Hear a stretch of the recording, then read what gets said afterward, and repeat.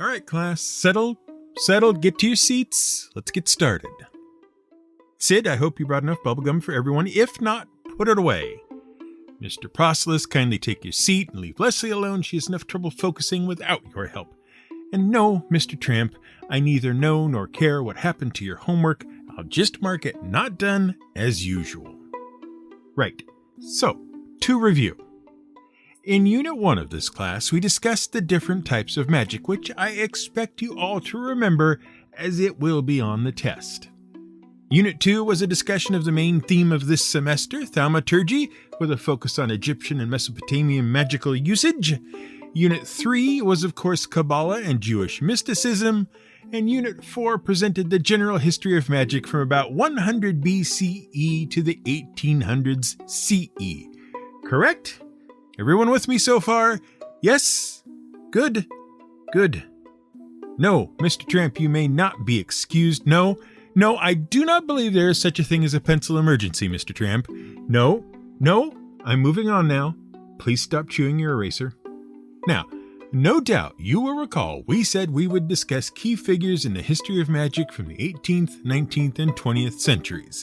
And we will. But we are also going to include one or two figures from earlier periods as well. Fortunately, if you've done the assigned reading, the list of names will be kept mercifully brief. What do you mean, what assigned reading, Sid? The assigned reading I handed out to you during the last unit, as prep for this unit. Yes, I assure you, I did assign the homework. Did no one do it? No one at all? Well, I'm afraid that's going to be some very disappointing marks for all of you come the end of the term. If you don't do the assignments, how can you expect to do well on the tests? I don't tell you these things just to hear my gums flap, now do I? No, indeed, they're entirely for your benefit. Right then, to review the review and reassign the homework, which I'm sure all of you will now take careful note of by writing down the list, so I won't have to repeat it or any of the information contained therein during this lesson again. Yes, with a pencil will be fine, Mr. Tramp. No, of course you don't have a pencil. Why would I expect otherwise?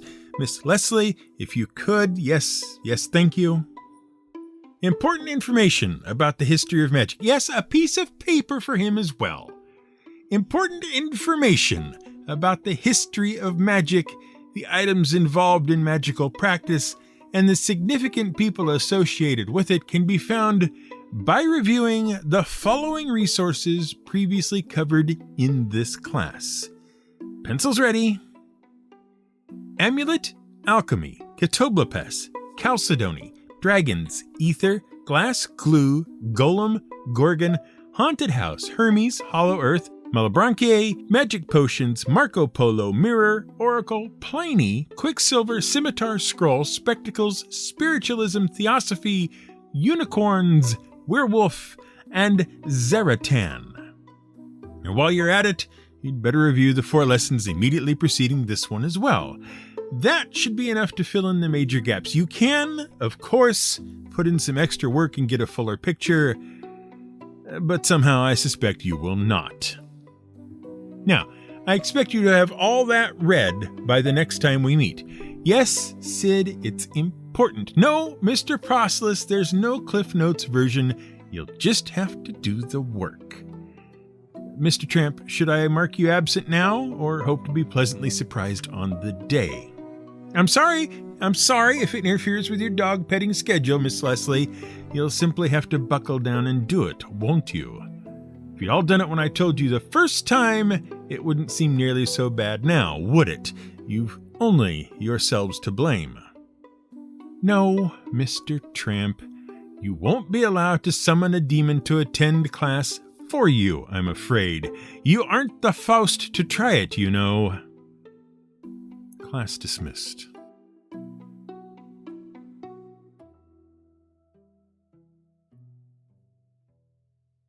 This is GM Word of the Week, and I'm Fiddleback.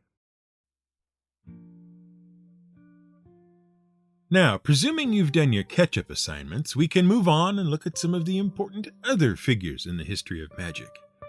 And to begin with, we have to tackle a guy who probably maybe didn't even really exist. At least, he didn't exist in the way you've likely become familiar with. Because at some point, someone wrote a story about him that was just too good not to believe instead of the real facts. To be fair, though, because of that story, there are precious few real facts about Johann Georg Faust for a modern audience to believe in the first place. If we stick to only the information definitely known to be true, we discover that Johann Faust was born, lived for a little while, and then died. Thus ends everything that can be said with any certainty at all. If, however, you are willing to accept a little more fuzzy information about such things as dates, names, and locations, we eventually get a little further. Sometime around the rather broad period of 1466 to 1480, either Johann Faust was born in Kittlingen or Georg Faust was born in Heidelberg, Germany, or possibly the other way around. No one knows for sure, and there is equal evidence for either of those cases and several more besides. So much so that by the 17th century, hardly anyone thought he really existed at all. Although also by then, a roughly equal number of people decided he did, and in fact existed so much that they were really dealing with two different people who both fit the known facts, which, as has been pointed out, were few and far between. Eventually, he went to university somewhere, probably either in a place in Bavaria called Ingolstadt or in Heidelberg itself. Again, evidence for each of those possibilities exists. He may have graduated and he may not have. It depends on which university you think he went to and whether he got a Master of Arts at Heidelberg. In any case, by 1506, which is the only really solid date involved in any of this, his life's work was underway. And just what was that life's work, you may well ask? Well, clearly, it was a reflection of his study at university. What that was not certain, but for the next 30 years, he traveled Germany performing magic tricks, and doing horoscopes, and being a physician, and a doctor of philosophy, an alchemist, an altogether more serious sort of magician, and an astrologer. So really, your guess is as good as anyone's. Now, naturally, anyone with such wide-ranging areas of interest runs into some trouble occasionally, and so it was with Faust, whose last name might also have been Faustus, but let's leave that alone for now, shall we? At one point, he was declared a fraud by the regular authorities, and at another, he was a blasphemer in league with the devil according to the church, although it might just have been that he joined Protestantism. No one knows for sure. Also, the whole fraud and blasphemy thing might have been some third person pretending to be Faust in order to trick people into giving him money for doing not much of anything, and thereby confusing the historical record even further, and causing letters to be written to various officials across the country, warning them about this Faust charlatan, and both his blasphemous teaching and tendency towards sodomy. An accusation made after one of the several possible Fausts got a job teaching young boys at a school in Sickingen in 1507. In 1528, Faust revisited Ingolstadt and was banished from the city. In 1532, he was denied entry to Nuremberg on the grounds that he was a necromancer and sodomite, even though in some sectors he was praised for his abilities as a quality astrologer and physician with exceptional knowledge. And then Faust died. And as with the rest of his life, there is a certain amount of confusion over when and how and even why that might have happened. In either 1540 or 1541, an alchemical experiment he was conducting in a hotel room may have blown up in his face and killed him. Or the devil may have come to collect him personally and horribly mutilated Faust into the bargain. So much for the facts of Faust's life. In the year of 1587, Johann Spies, a German printer, unleashed an anonymous chapbook upon the world christened Historia von de Johann Faust. Think Penny Dreadfuls, but with a touch less finesse. This humble booklet laid bare all the supposed sins of Faust and kick-started the literary Faustian tradition. Soon after, Christopher Marlowe, a playwright you might have overlooked in your high school readings while being bored to death with Shakespeare, translated the tales into English, and released the play The Tragical History of Dr. Faustus upon the unsuspecting stage. Before Shakespeare stole the limelight, Marlowe was hailed as the creme de la creme of playwrights, and his Faustus play took Elizabethan theaters by storm. True to the Faustian spirit, multiple versions of the play were concurrently gracing the stage within a few short years. So popular was it that by the 17th century the play, featuring as it did both comedy and tragedy, was reintroduced to Germany, where it gained new popularity for both itself and the older tales of Faust all over again. In the play, which is now the prototype for all deal-with-the-devil-type stories, including those that star up-and-coming blues guitarists, Johann Faust is so eager to increase his already impressive knowledge in the fields of astrology, medicine, and magic that he conjures up a devil named Mephistopheles, which is where that name comes from. At least, he thinks he has conjured him, although Mephisto insists that he came all on his own initiative and can do nothing on his own, but must first check in with Lucifer. Faust sends him off to confer after quizzing him about hell and its workings, and when Mephistopheles returns, they make a pact whereby in exchange for 24 years of service from Mephisto, Faust agrees to trade his body and soul. Faust is given a poodle, yes, a poodle, and it, along with his servant named Christoph Wagner, accompany him to keep an eye on him during his upcoming adventures. Item number 1 on the big list of things it was really worth making a pact with the devil for that Faust really wants is a wife. At which point Mephisto reveals just what sort of D&D campaign we're in here by declining to grant the wish on the grounds that marriage is just a sham. So no wife for you. So instead, Faust settles on wishing for several books of knowledge and receives exactly one. Now, as the story unfolds, Faust starts suspecting he might have made a devilish blunder and contemplates seeking divine intervention. Cue the by now traditional angelic duo who sit on his shoulder and try to sway Faust, but Lucifer, ever the showman, pops in just to remind everyone of the blood-signed contract. In a grand spectacle featuring the 7 deadly sins, Lucifer convinces Faust to forsake divine assistance and continue reveling in his worldly pursuits. Mephisto and Faust then head out on a grand tour of Europe. The grand tour initially takes on a touristy vibe, with Faust riding a wine barrel down a Leipzig river, causing a vino eruption at a local bar, and continuing the revelry in various different establishments.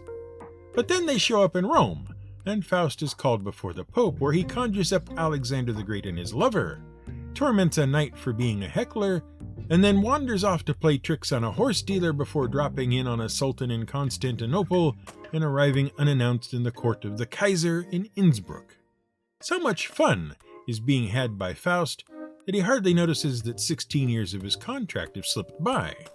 When it does dawn on him, he wants out of the contract, but Mephistopheles convinces Faust to go through with it by conjuring up no less than Helen of Troy, whom Faust promptly shows his etchings to, and fathers a son named Justus. The 24 years of the contract having finally elapsed, Faust is informed that he will be taken by Satan on the next night. Faust throws a banquet, tells all his friends to repent and remain pious, and then at midnight, after going to bed, all his guests hear a terrible noise from his room, which they ignore until morning. When they do investigate, Faust is unmistakably dead, with brains on the walls, body below in the courtyard, and eyes sitting solo in the middle of the room. You can sort of see why this version was more popular than Faust's actual life, can't you?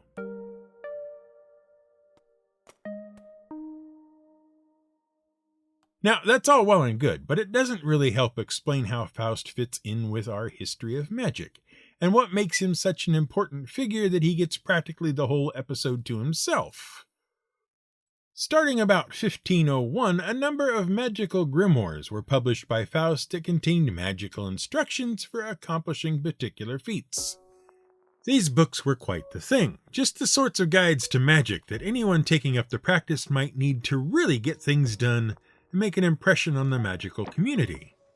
Among the titles Faust published were such classical magical texts as 1501's Ghost Command, Notes on White and Black Magic for Summoning and Commanding Ghosts, Dr. Faust's Fourfold Compulsion to Hell, used to make the residents of Hell obey your commands, 1505's The Black Kabbalah of Dr. Johann Faust, which is exactly as you might think, dark magic not found in the regular Kabbalah, Egyptian Necromancy from 1520, Johann Faust's Hell Force Manual, which sounds like the worst idea for a Super Saiyan team ever, Faust's Miraculous Art and Miracles book, which sounds like magic for kids, Dr. Faust's Great and Powerful Internal Force, no comment, and the winner of the award for the magic book with the longest and most specific title, Dr. Faust's Large and Powerful Sea Spirit, in which Lucifer and 3 sea spirits are summoned to retrieve treasure from the waters, which was written by Faust and came out in 1692,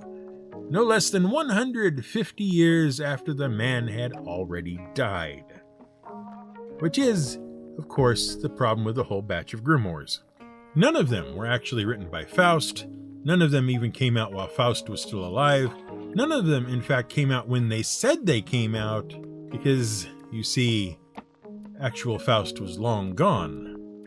But Faust the character remained so popular after the Marlowe plays that you could just slap his name on anything even vaguely magical and sell it to those people who believed that magical demon summoning and talking to ghosts and necromancy and fortune-telling and alchemy were real and expect to earn a small fortune.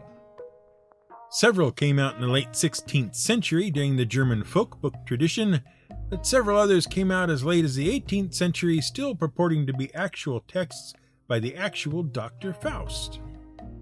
Even today, they are still reprinted and promoted as actual magical texts, even in the face of literal centuries of evidence that they do not work.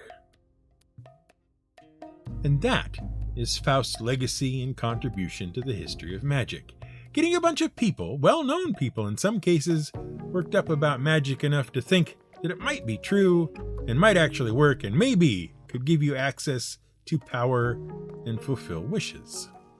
Of course, that misses the point of what the Faust story was really all about. The Faustian myth, popularized by Christopher Marlowe's Dr. Faustus, serves as a stark reminder to exercise caution and prudence when delving into the uncharted territories of knowledge. The narrative underscores the potential perils that accompany an unbridled thirst for understanding, especially during a pivotal era, the fading Dark Ages and the burgeoning Renaissance, marked by the dawn of vast new realms of knowledge. The Faustian myth urges individuals to approach the future with circumspection, acknowledging the complexities and moral dilemmas that may arise in the relentless pursuit of enlightenment. It serves as a timeless allegory, cautioning against rash and unchecked ambitions, emphasizing the importance of navigating the path to knowledge with mindful deliberation. But not only that, Faust also serves as a very important archetype. But more on that later.